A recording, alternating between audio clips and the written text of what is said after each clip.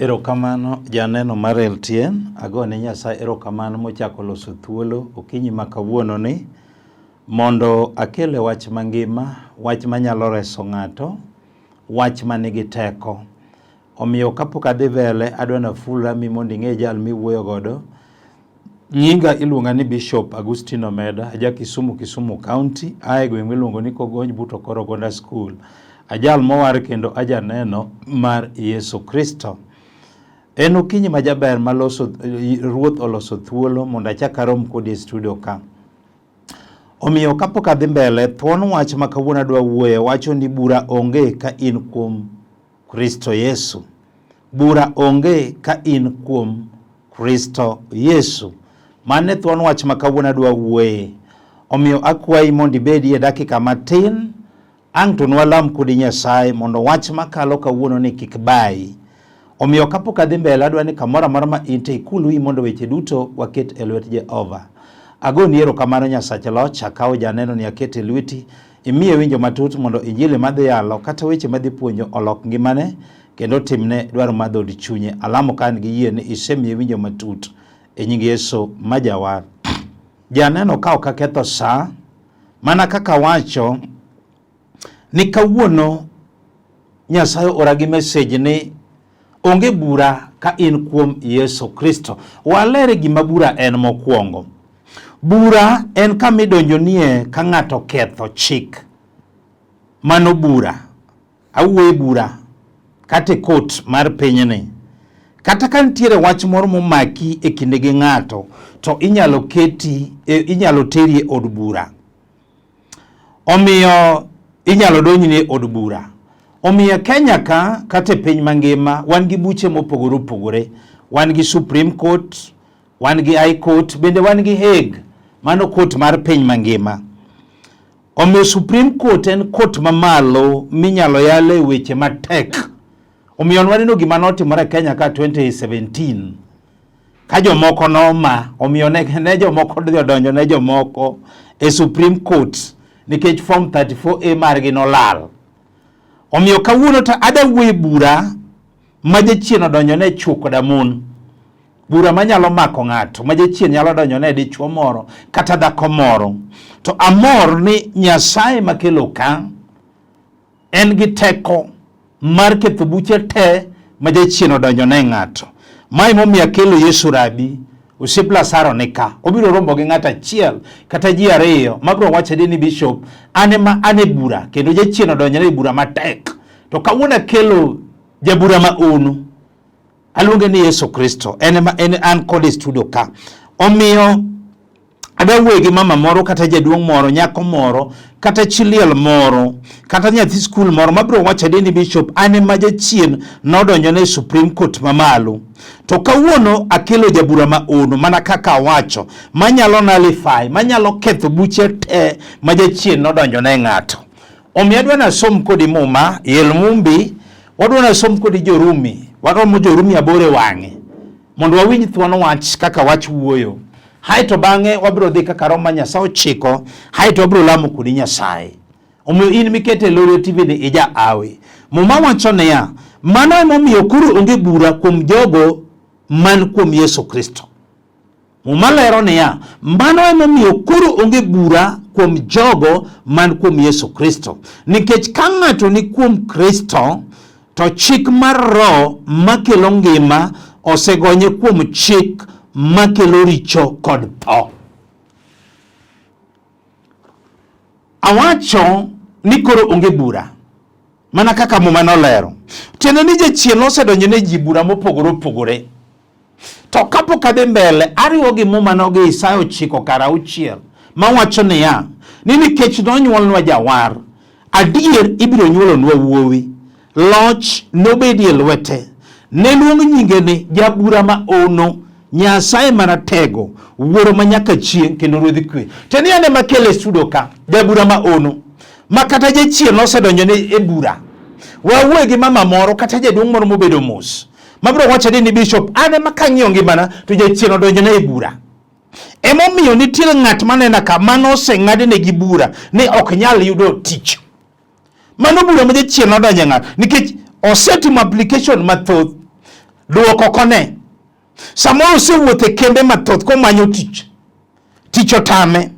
Samoro adier en gi certificate kata en gi papers. To osewuotho komanyo tich, duoko onge. Wawuoyo gi ng'at machalo kamano. Mabro wacho ne bishop, ane meje chien nodonjo ne bura, kendo form 34A nolalna mar manyo tich. Ta amor gi Nyasaye makelo ka. Mawachi sayo chiko kada uchiel niya, winji. Nini kech nonyuol no jawar. Adier biro nyuolo nwa wuowi. Ne loch nobedi e lwete. Haiti ne luong nyinge ni jabura maono. Ni Nyasaye maratego uro manyaka chie kendo ruodhi kwe. Tiene na manyalo ketho buche te maja chie nodonjo ne ng'ato. Nikech akelo sije mar polo kawuono. Kendo ibiro yudo tich e nying Yesu. Samoro ne manya higa mokalo ma ok ineno breakthrough. To kawuono akele. Awacho na wuoyo bura momako ng'ato dichuo kod dhako. Maja chien odonjo ne jomoko mawuoyo kende ka janeko. To amor gi Nyasaye makelo ka. Mama moro chieng' moro winja kayalo mana kakidene ya iwinja kayalo Lolwe TV sanene. No gocho na kongisa ne pastor. Adira ne ma form 34 mara nolal mar chang. Nikech wiose bara igni abich. Lokro konge. Asiwuotho siptende matino gi madongo. Sama na alamo ne Nyasaye polo. Nyasaye maratego. Wuoro manyaka chien kendo ruodhi kwe. Ene manyalo ketho buche maja chien odonjo ne ng'ato. Sama na alamo kode Nyasaye, mama ne noyudo instant miracle. Wawuoyo gi ng'at mane osedonj ne bura. Nikech akelo jabura ma oro, Isaya chiko wacho. Ni nikech nonyuolnwa jawar. Adier ibiro nyuolonwa wuowi. Ne loch nobedi e lwete. Aeto ne luong nyinge ni jabura ma ono. Ene manyalo ketho buche te maja chien nodonjo nie. Wawuoyo gi ng'at ma wacho ne bicho bande ma form 38 nolal. Akia ni mane manolal, akia ni mari marango manolal. Nikech ng'ato nena kasani, adier manie chien nong'ado ne gie bura ni ok nyal chango. Awacho adier, nikech osewuotho siptende matino gi madongo, duoko onge. Adier osemanyo, tuo ni kabito en, samoro osemadho nyaka yath, duoko onge. Sukari kabi en, tuo mar pressure en, wich bar en, maringe chogo en, kata maringe remo, samoro en asma, samoro en tuo mar jachien, manogo wich bar mochwere. Tamor gi Nyasaye makelo ka. Owacho niya, nikech nonyuolnwa nyathi, adier ibiro nyuolo ni loch nobedi e lwete. Noluong nyinge ni jabura ma oro, ene makele ka. Onyalo ketho buche te maja chien nodonjo ni ok inyal yudo chang. Onge gima tek mar osetamo Nyasachwa. Ene makele sudo ka, kata tich manolal. Nyasaye kelo ka. Nikech jachien nodonjo ne jobura, takelo sije mar polo kawuono. Nyasaye manyalo nalifa, manyalo ketho buche te maja chien nodonjo ne ng'ato. Moruch te adier, miyud gimidwaro. Wawuoyo gi ng'at machalo kamano. Adier ng'ato nena kama kwe ok nyal betie. Jachien noketo nodonjo ne gie bura ni kwe ok nyal betie odgi. Adier mama moro nena kama onge kwe. Higa mokalo no onge kwe. No yuak modonjo e 2022. Adier jachien odagi. Nuwiru kuno mana sweet darling mago no dhi morumo. Tinde okurombe dok. Ng'ato chiemo hotel to otomare. Jachien nodonjo ne adier. Wawuoyo gi ng'at machalo kamano. Ma form 34A mar kwe nolal. To kawuono kelo sije mar polo. Manyalo nalify buche tembe jachien nodonjo ne ng'ato. Ma kawuono kwe bedie. Onge gima tek mane osetamo Nyasachwa. Mama moro bende chieng' moro winje ng'isa kayalo kama. Ong'isa ne pastor. Anena form 34A mar kwe nolalna. Tadier na notimo na neno. To no wacho ni onge gima tek matamo Nyasaye. Owacho ni chuo noriembe gi nyithindo. Hadiyo siche mana onenda kayalo kama. Nodak kende. Sama nokawo na mana momanya. Na alamo kode Nyasach polo. Nyasaye man moma wacho ni osawo chokara uchie. Ni nikech nonyuolnwa jawar. Ni biro nyuolonwa wuoyi, loch nobedi e lwete. Ne luong nyinge ni jabura ma ono. Nyasaye maratego, bura manyaka chien kendo ruodhi kwe. Adier noketho, no nullify.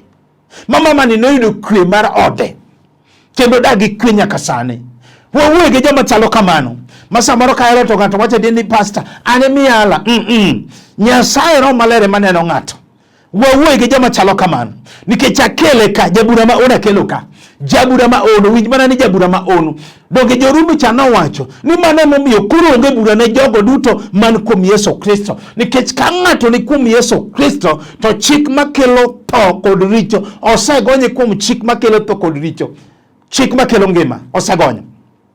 wawegi ng'at machalo kamano mawacho ni pastor awinjo weche miyalo adier ng'ato nenda kama jachien oseng'ado negi bura ni ok nyal ting'o nyathi nikech osewuotho osiptende matindo gi madongo duoko onge. Adier winja ka samoro osemadho yedhe mathoth kata sani moko nie bwo tanda lokruok pod otamore. Adier osetemo nyaka gachuoke duoko pod otamore. Adier osetemo omako to wuogi dweche adek majachien odonjo ni Supreme Court mamalo modage ni ok onyal ting'o.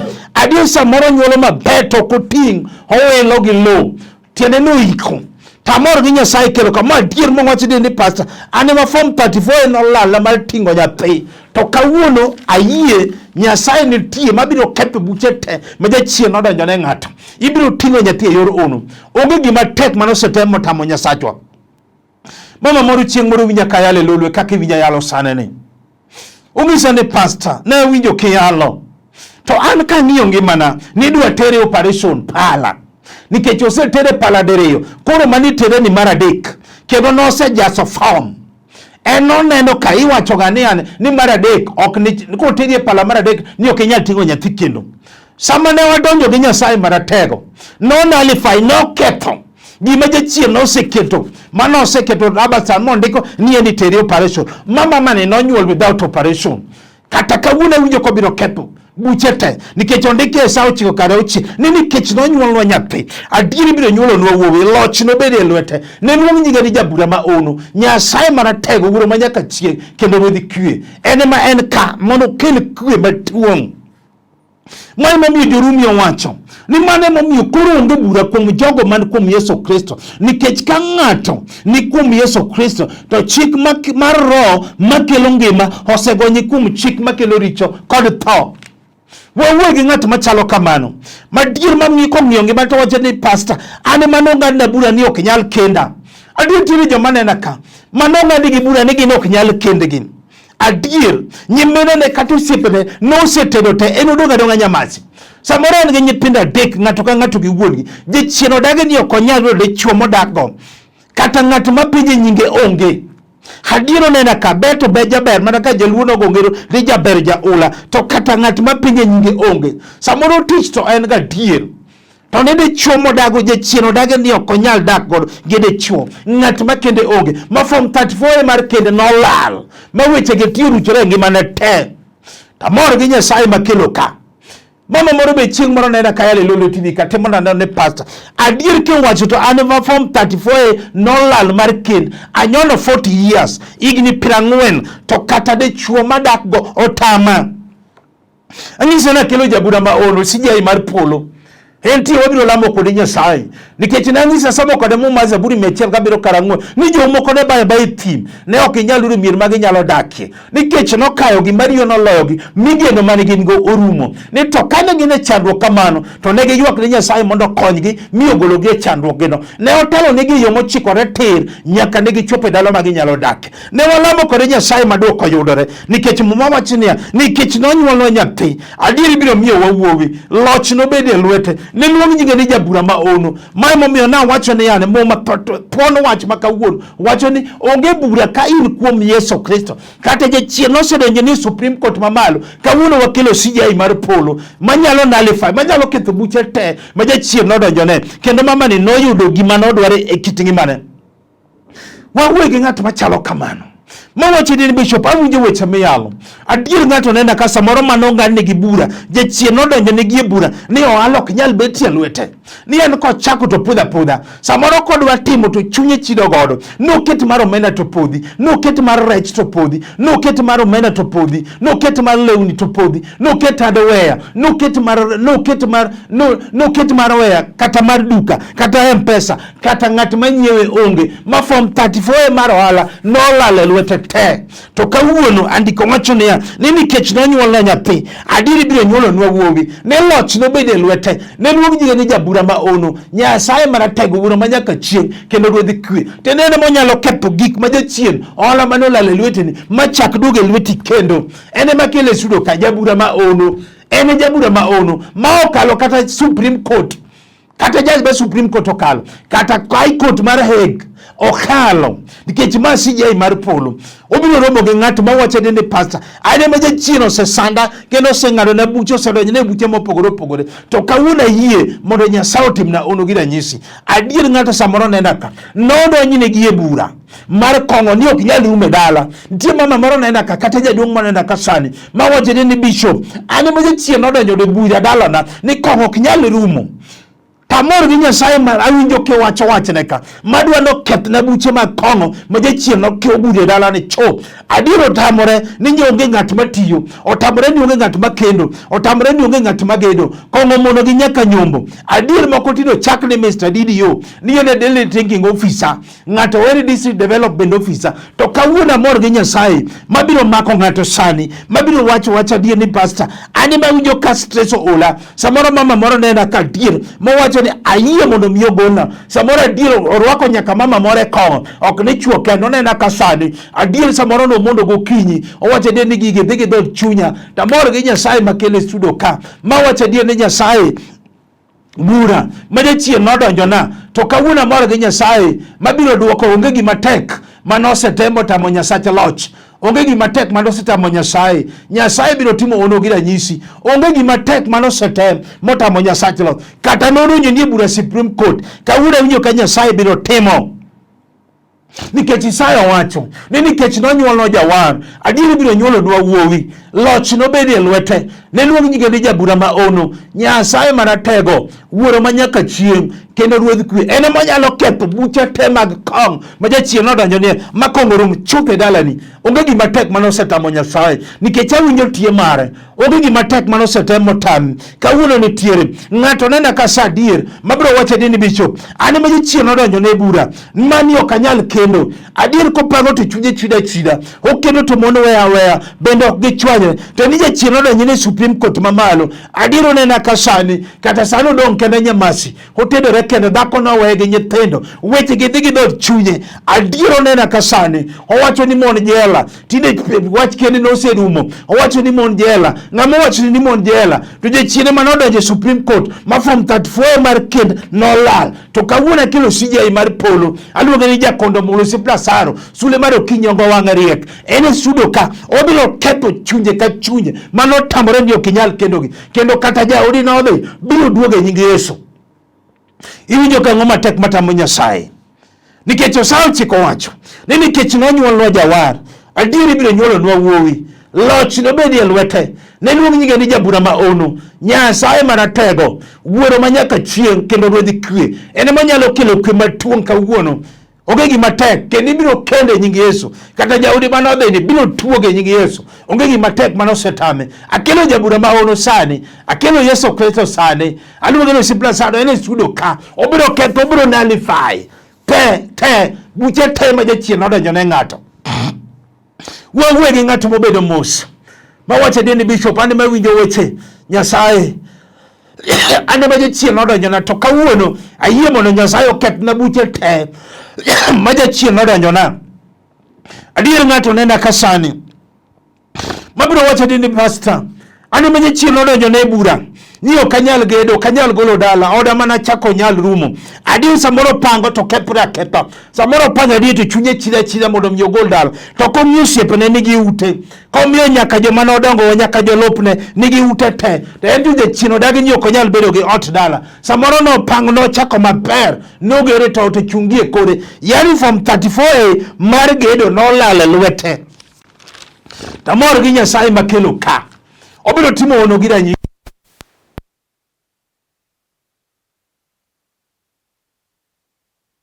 temo onge gima tek manosetem motamo jakondo mula haluonge ga no sipra saro sule mar okinyi haluonge ga ni chieng jamondo eno biro timo ka jaduong' moro bende notimo na neno no wija kayale lole TV kama ong'isa ni bishop ane makel wacho from 34A to nolalna mar gedo jachien odagi ni ok anyal gedo to nyithindo to dongo kuoma an gi yawuoyi manosekendo an gi nyiri manosekendi to ne aonge gi ot dala weche gi ne dhi gi dhod chunye momanya sama nokawo namana to manya ne walomo kode Nyasache lo polo Nyasaye man gi teko moketho chunye mag Sanbalak matamo ga ji mondo miyo gedi mano bedo gi dala ne nying Yesu kata kawuono biro timo ne ng'ato nikech Isaya 9 wacho niya ni nikech nonyuolnwa jawar adieri biro nyuolonwa wuowi loch nobedi e lwete ne luong nyinge ni jabura maono Nyasaye maratego wuoro manyaka chien kendo ruodh kwe to nakelo sijer mar polo kawuono biro nale fai chunje te mano tamore ni ok inyal gedo ka kendo ibiro gedo higani e nying Yesu. Iwinjo kango matek matamo Nyasaye. Awinjo ka tie mare nitie. Hawacho na kelo jabura maono. En jabura maono ma okalo Supreme Court mamalo, ma okalo nyaka court mar Hague, ma kelo CJI mar polo. Kawuono biro timo ne ng'ato ma biro wacho ni pastor, ane ma bishop, ane ma chunje ka chunje, ane ma donjo na jechien donjo na e Supreme Court mamalo, ba form 34 mari gima na manyo no lal. To kawuono awinjo ka Nyasaye biro kele. Nyasaye chokriambe. Adier ng'ato nena kasani mombro wache ni pastor, ane ma jachien donjo na e bura ni ok anyal yudo gima dwaro. To kawuono awinjo ka Nyasaye biro timo ni ok nyal nyuma dhok. Jachien donjo na e bura ni ok anyal nyumo chiega. Weche gidhi gi dhod chunye. Iwinjo kawuono Nyasaye wacho niya onge gima tek manosetem motamo Nyasaye lot. Kawuono biro timo. Samoro mama moro nena ka adier chunye lit koparo kako sera gi chwore igni 15 to poko ter kata adier lalagi chunye lit e dhod chunye. Samoro nyare no sepong bende no sekendi kake dwa nyuom nyare dwa nyuom to ento poko nyuom e dhok. Weche gidhi gi dhod chunye. Samoro kijana moro nena ka jaduong' moro nena ka dier osepango igni mathoth mondo dhi nyuom chiege. Weche gi ruchore malal cho. Weche gi lit e dhod chunye. Samoro no senyewo nyaka dhok mano se kowo mondo chak wuoth mondo dhiyo. Weche gi ruchore malal cho. Form 34 mar nyombo no lal. To kawuono andiko wacho niya ma form 34 mar no lal ni nikech nonyuolnwa jawar adieri biro nyuolonwa wuowi loch nobedi e lwete ne luong nyinge ni jabura maono ene makele ka obiro timo ono. Mama moro chieng' moro timo da neno ni pastor jachien nodagi ni ok nyal nyuomwa dhok dala. Wandala wako yunge nyiri minyuomo. No timo na ni yunge nyiri minyuomo. Kata dichuo modhi modonjo dala gi no nyumo dhok ka doctor tich nyaka rume e lwete. Dichuo moro amora koro noluor. Owacho ni pastor gini notimore na nyimine na ariyo madongo. Maluore madongo. Koro an bende naluor ni ka chuoro biro nyuoma to tich dhi rume e lwete. Na ng'ise ni winjo akelo jabura maono manyalo ketho form 34 bahati manolal manowach ni nyiri ok nyal nyuome dalani. Sama nalamo kode Nyasaye dwoko noyudore. Kata kawuono awinjo ka Nyasaye biro timo nikech onge gima tek manosetemo tamo jakondo mula. Wawuoye gi jal machalo kamano mabiro wacho ni pastor ane mawinjo ka weche gidhi gi dhod chunya to kawuono ayie mondo Nyasaye mondo timna. Samoro wawuoye gi nyathi skul moro manena kasani ma jachien odonjo ne gi e bura ni ok ginyal somo ni ok onyal somo. Samoro kosomo to pi wang'e chuen. Samoro chon noriek nde to tino dok mana chien. Samoro adier tuo moro gore kuome otangi ni ok onyal tiko skul. Samoro adier fi okone samoro de college okone kama fi biro ae. Weche gidhi gi dhod chunye. Ti Isaya 9 wacho ni ya Isaya 9 kare auchiel ni nikech nonyuolnwa jawar adieri biro nyuolonwa wuowi loch nobedi e lwete ne luong nyinge ni jabura maono Nyasaye maratego wuoro manyaka chien kendo ruodh kwe. Onge gima tek manosetemo tamo Nyasachwa. Ang'o miwinjo ka tek?